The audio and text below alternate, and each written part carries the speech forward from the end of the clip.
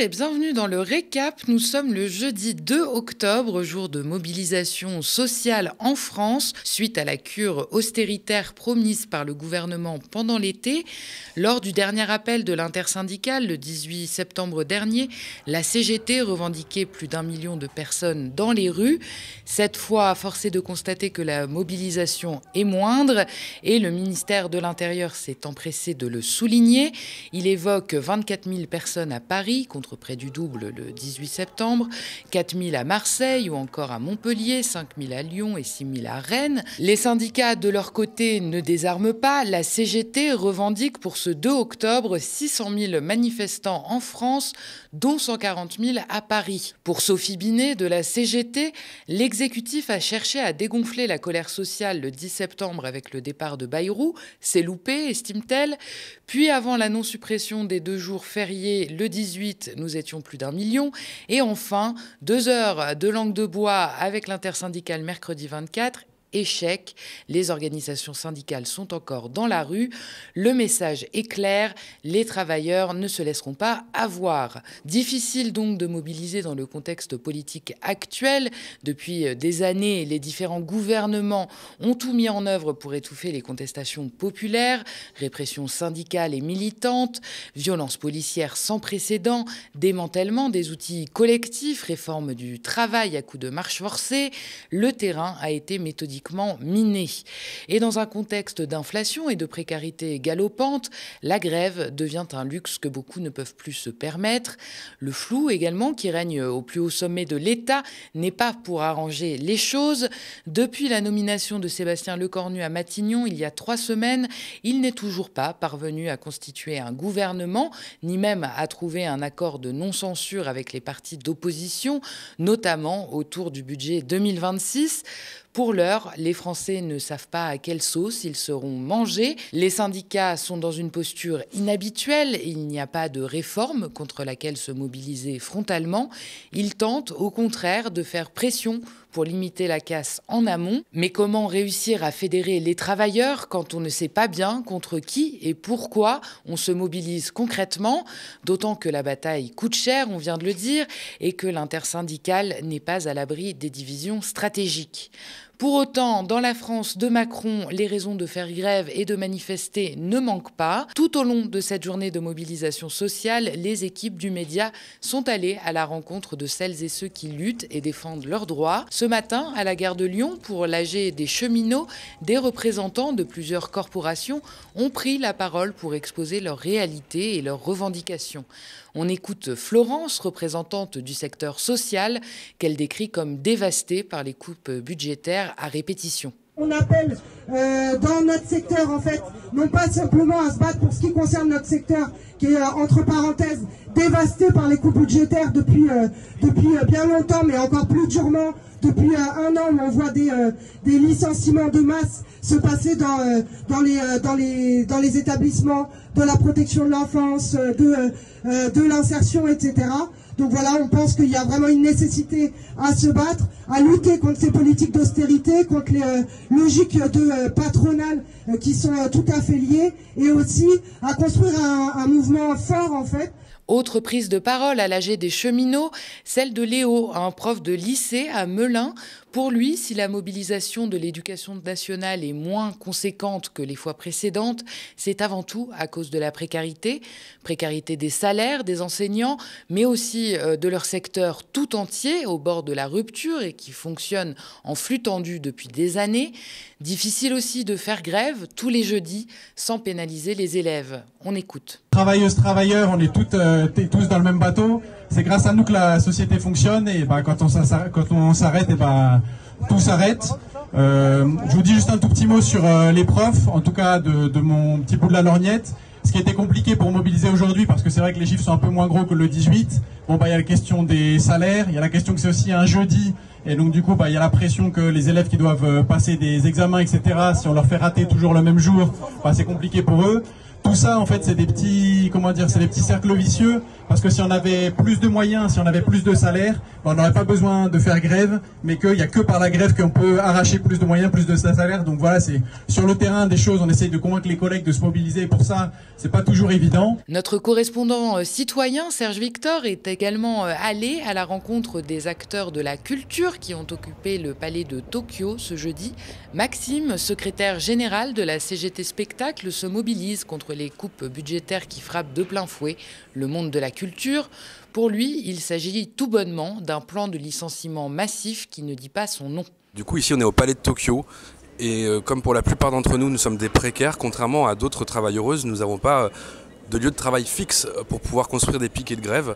Donc un de nos moyens d'action, c'est de pouvoir occuper nos lieux de travail, que ce soit des théâtres, des salles de concert ou comme ici, un lieu d'exposition. Ça fait plus d'1 an qu'on est mobilisé sur plusieurs sujets, à la fois contre les coupes budgétaires qui sont en fait un plan de licenciement massif qui ne dit pas son nom dans notre secteur, mais aussi pour gagner des droits comme pour les artistes touristes où on se bat pour une sécurité sociale pour tous et pour une continuité de revenus parce que contrairement par exemple aux intermittentes du spectacle, les artistes touristes entre 2 activités, ils n'ont pas d'indemnité pour subvenir à leurs besoins. Le 18 septembre dernier, les cheminots avaient symboliquement envahi le ministère de l'économie et des finances à Bercy pour faire part de leur rejet de l'austérité annoncée par le gouvernement. Cette fois, ils ont ciblé le capitalisme et les ultra-riches. Après l'AG des travailleurs, les manifestants de la gare de Lyon ont mis le cap sur Saint-Ouen en métro. Ils se sont rendus dans une concession Tesla, propriété du milliardaire d'extrême droite Elon Musk.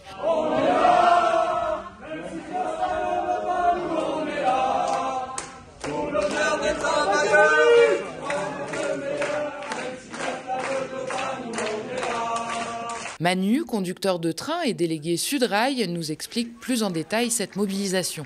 Le Tesla, ça représente tout ce qu'on combat en fait, c'est-à-dire le capitalisme débridé, voilà, des milliardaires qui s'en mettent plein les poches. Et au-delà de ça, et ce qui est très inquiétant, et ce qui doit inquiéter tous les citoyens du monde et de notre pays, c'est l'accointance en fait des tenants du capital et de la bourgeoisie aux 4 coins de la planète, avec cette idéologie d'extrême droite qui est portée par Elon Musk avec tous les moyens qu'il a en fait. Et donc là, on voit bien qu'il y a une double lutte à mener, hein. Une lutte, je dirais, plus classique, une lutte des classes, une lutte contre le système capitaliste qui nous... qui pourrit nos vies. Nos reporters Lydia Ménez et Sarah Duyeux ont suivi Aurélie Anne, qui exerce depuis 3 ans comme infirmière au service maternité de l'hôpital Tenon dans le 20e arrondissement de Paris. Avant ça, elle cumulait les petits jobs pour vivre et elle se confie sur ses conditions de travail. Le problème, c'est que quasiment toutes les journées se suivent et se ressemblent, hein. Nous, on est dans une situation où on est en sous-effectif chronique dans mon service en journée. Donc ça signifie qu'en fait, au lieu d'être 2 infirmières, on est une infirmière du service et une infirmière intérimaire de bloc qui du coup ne peut faire que le bloc, ne peut pas du tout nous aider. Ça a l'air de rien, hein, mais en fait c'est hyper lourd toute la journée. Tu quittes un accouchement, tu n'as même pas fini de faire le suivi de l'accouchement que tu pars sur le bloc opératoire pour aider à installer, tu vois. Donc tu finis aucune tâche. Moi j'étais comme ça hier. Aucune tâche n'était finalement réellement finie. Je les ai toutes finies à la fin de la journée. Et moi encore. Je me dis, je peux partir quand je pars parce que j'ai une relève, tu vois, et que voilà. Mais mes sages-femmes, elles sont parties avec 1h30 de retard hier. Elles travaillent en 12 heures, hein. Elles ont travaillé de 13h30 hier. Donc moi, je veux bien qu'on se raconte des choses sur la santé, je veux bien qu'on se raconte des histoires. Hein. Mais c'est pas vrai que tu traites bien les gens quand tu as 12 heures, 14 heures de boulot dans les patins. Les internes, c'est pareil, des fois, ils se font 24 heures. Écoute, on peut se raconter des histoires, tout le monde peut se raconter des histoires. C'est pas vrai qu'à la 23e heure, tu traites les gens de la même façon qu'à la première heure. Un jour ou l'autre, plus personne ne voudra travailler là-dedans. Pour Aurélie Anne, un seul coupable à cette situation, le gouvernement Macron et sa politique austéritaire qui impacte tous les services hospitaliers et notamment les urgences. Le problème, c'est que le nerf de la guerre, c'est le budget, de toute évidence, et donc c'est de la politique. Donc en fait, on n'a pas le choix. À l'hôpital, on ne peut pas se dire « Ah, mais moi, la politique, on s'en fout. » On devrait même... Enfin, ça, c'est pour mes collègues que je dis ça. On ne peut pas se le dire, ça, que la politique, on s'en fout. Parce qu'en fait, les choix budgétaires, c'est des choix politiques. Au bout de la journée, à la fin, c'est des choix politiques. Donc tu vois, quand on t'annonce 5 milliards de réduction par ici ou des milliards par là, ben, en fait, c'est des lits qui ferment, quoi. c'est des postes qui sont pas maintenus. Ça, c'est très, très, très, très concret. Et tant que les politiques ils raconteront à la télé, à longueur de journée, qu'en fait le problème, c'est que les gens sont teubés, parce qu'en fait c'est ça qu'ils te racontent à longueur de journée, ils te disent que les gens ils vont aux urgences pour rien. C'est votre faute. C'est vous qui avez cassé tout l'hôpital. Vous avez réduit tous les budgets. 16 000 lits ont disparu. Ils n'ont pas disparu dans la nature, quoi.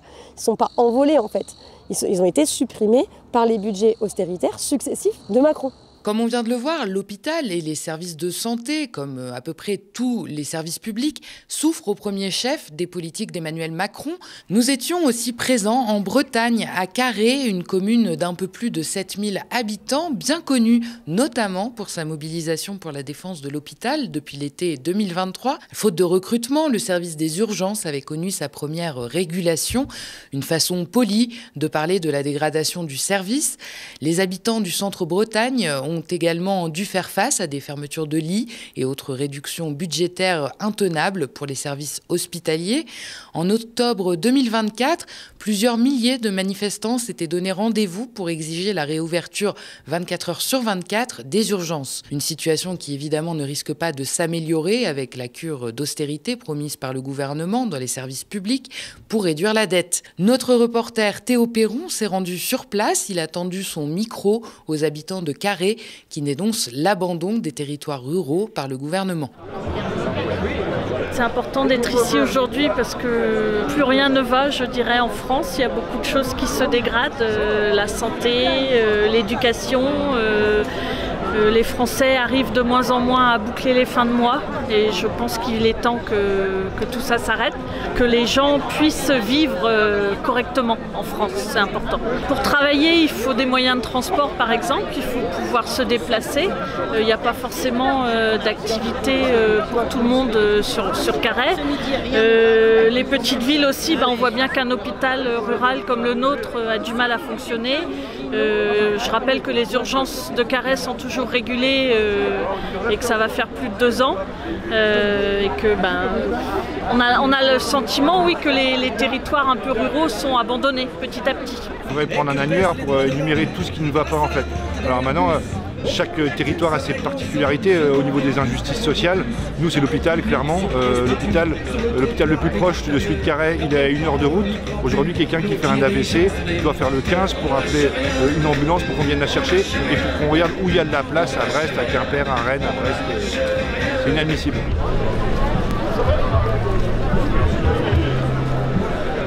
Le centre-Bretagne n'est pas, je dirais, c'est pas riche comme la côte. C'est vraiment des gens qui n'ont pas des gros moyens. On a beaucoup de jeunes qui sont dans la galère et aussi des retraités, des petites retraites. Les petites retraites agricoles, c'est difficile. Souvent, c'est un couple, ils n'ont que 2 petites retraites pour vivre. Donc, ça ne peut plus durer. C'est toujours l'austérité, la vie chère. Toujours les mêmes problèmes. Nous les retraités c'est pareil, on nous a annoncé le gel des pensions. On n'a déjà pas des retraites de ministres, et donc c'est plus possible, quoi. Dans ce pays, il y a un gros problème. Lui aussi, nous allons encore manifester pour la Palestine. Il ne faut pas l'oublier, parce que ce qui se passe en Palestine est inhumain.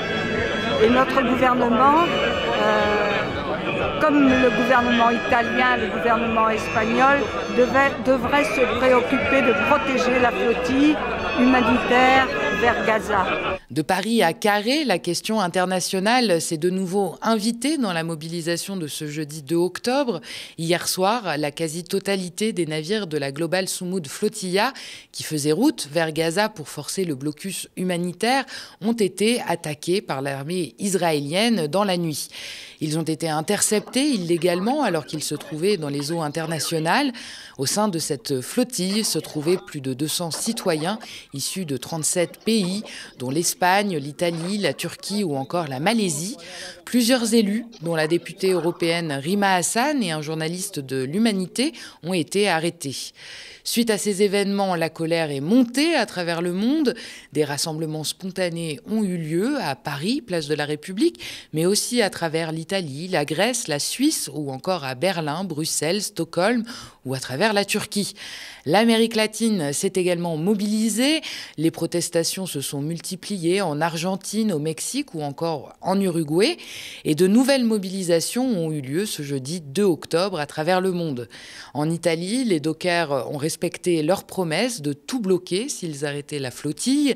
Et donc, ils ont appelé à la grève générale ce vendredi 3 octobre. En France, au cœur de cette journée de mobilisation sociale, la cause palestinienne s'est donc naturellement imposée dans les rangs des manifestants.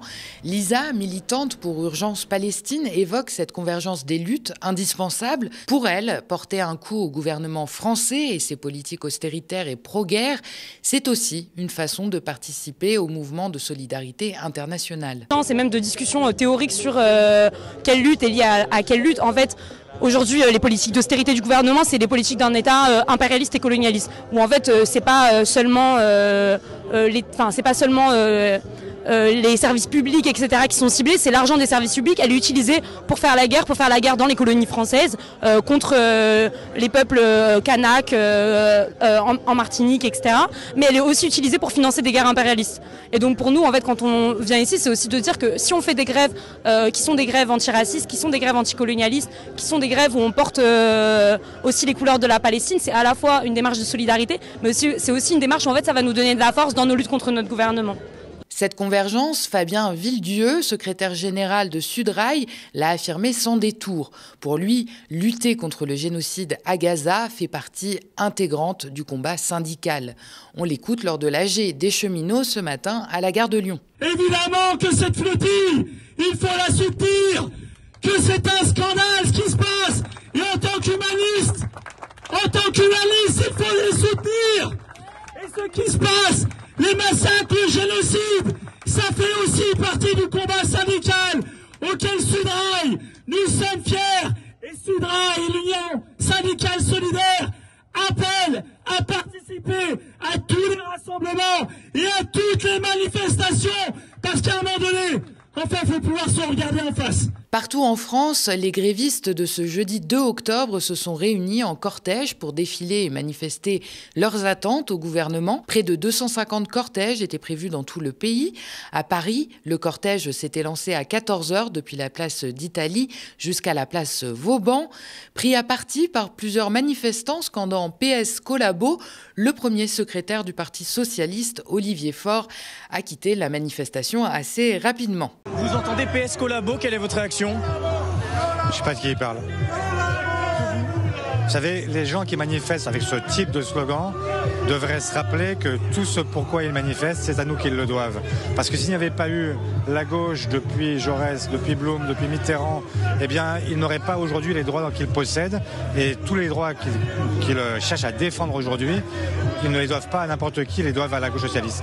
Quand vous entendez ces invectives, vous vous sentez à votre place ici maintenant ? Je me sens partout à ma place quand j'ai décidé d'être là. Voilà.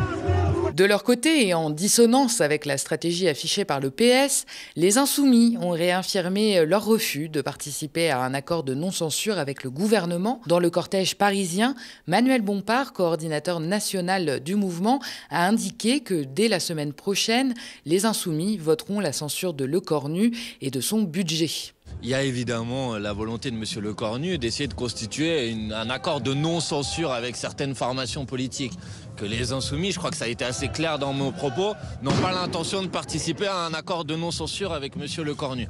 Donc je pense que ça ne sert à rien d'aller semer des illusions en donnant l'impression que dans une discussion avec M. Lecornu, il existerait une hypothèse dans laquelle les Insoumis ne le censureraient pas.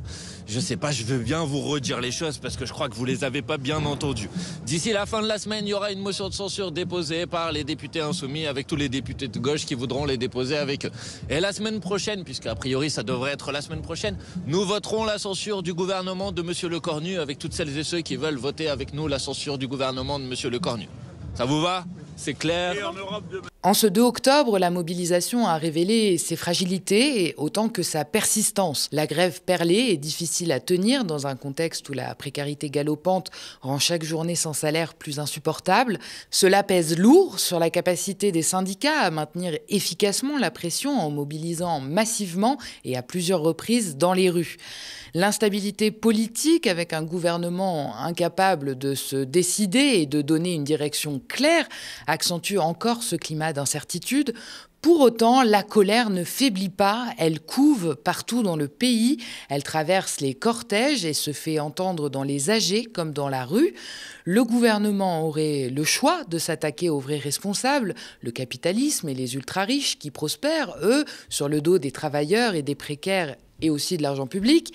Mais Emmanuel Macron persiste à protéger les plus puissants, à rogner sur les plus fragiles et à réprimer toute forme de contestation. Alors ce mépris ne calme rien, au contraire, il alimente la colère, il la creuse et il prépare à l'explosion. Merci à toutes et à tous d'avoir regardé cette édition spéciale du Récap. N'hésitez pas à nous laisser vos impressions en commentaire si vous nous regardez sur YouTube ou via email si vous nous regardez à la télé.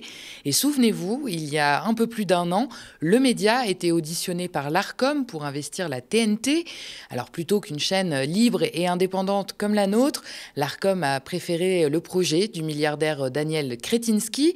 Mais aujourd'hui, de nouveaux canaux se libèrent sur la TNT nationale, mais aussi la TNT francilienne avec ses plus de 12 millions de téléspectateurs potentiels. Alors le média compte bien y candidater si l'Arcom en décide ainsi. Et comme toujours, nous porterons un projet commun avec nos camarades médias indépendants qui le désirent. Si ce projet vous intéresse et que vous voulez nous soutenir, signez et faites signer notre pétition sur tntdesindés.fr pour une TNT libre, ouverte et démocratique. Et si vous voulez nous aider à produire au quotidien une information libre et indépendante, n'hésitez pas à vous abonner aux médias ou à faire un don défiscalisable sur notre site internet ou simplement à en parler autour de vous et à nous suivre sur les réseaux sociaux. Et n'oubliez pas, en attendant la TNT, vous pouvez nous retrouver tous les jours sur nos 2 chaînes YouTube, Le Média et Le Média 24/7, pour ne rien rater de nos programmes. Très bonne soirée sur Le Média.